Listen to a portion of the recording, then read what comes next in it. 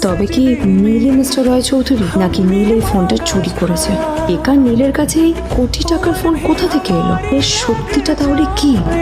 আর ও যদি সত্যি বড় লোক হয়ে থাকে, তো নিজের শ্বশুর বাড়িতে খরচামাই হয়েই বা থাকে কেন? কটা বাজে রে? আমার খুব লেট হয়ে গেছে বুঝলি। তোরা খেল, ঠিক আছে? তোরা খেল, আমি আসছি।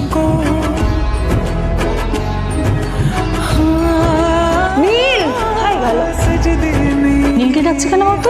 তোমাকে কিছু বলে গেছে নীল? হ্যাঁ, কোথায় গেছো? না, আমি ওর কোনো খোঁজ খবর রাখি না।